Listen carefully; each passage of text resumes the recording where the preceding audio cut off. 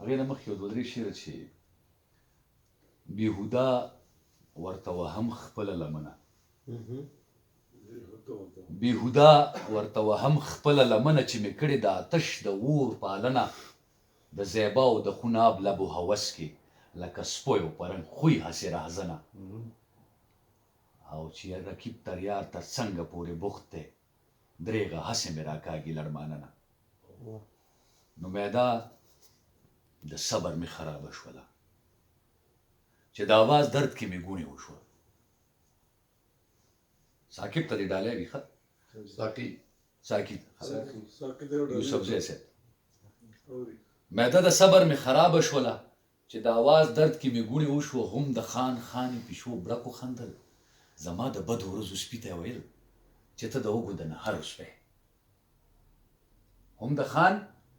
خانې پیشو برکو خندل زما د بدو ورځو سپي ته ویل چې ته د اوږو د نهر شوې د دې کوڅې نه خوار شي څه شی غواړي دلته نهرې لوږې تندې زیږئ او په دې کور د خیرات کوډې شوي سوالونه دلته کې قرضونه د میدا ماته کور نه خو یو قبر ښکاري د یو مزدور د عمر صبر ښکاري دا ماته کور د یو شاعر کور ښکاري د یو بدبخت او مجبور کور ښکاري هم د حالاتو د رنځور کور ښکاري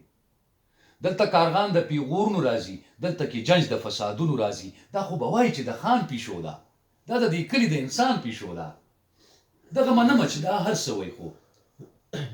زما د لوږو ترجمان زما سپی څنګه شو زما په ځای بدنام زما سپی زه د کلمو غوټې نن ځکه سپړم چې اسویلي مې د وړو په شانتي سري لمنې نه راکاږي شابه موږ د سینې د قید ازاد که که نه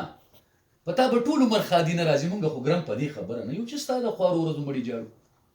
نو ما بېوسي اوښکو کې وبهیوله داسې مې وویل چې وخته ګوره زما په سر د غربت اس مه دنګو په تا دا نه ده تېره نه پوهېږې سوځي هغه ځمکه چې اور پې بل وي ته لوږې نه پېژنې څه ته وایي ته وږی تږی مسافر نه یې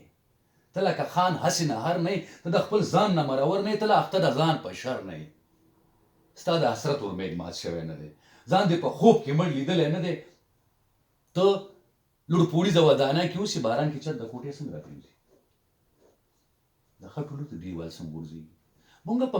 میاشتو لوس پراته یو د ځان نه شپول ته وکړو ژوند تېرو زمونږ جنت به هم د شپول نه جوړ وي او هلته به ستا د ودانۍ د لاسه لکه چې دلته د نور نه وینو نو تا له مور خیرات راوړی نه دی د لوږې اور ته یې نیولی نه دی بچي چېرته نهر ودري بس که ودري د بسر ودري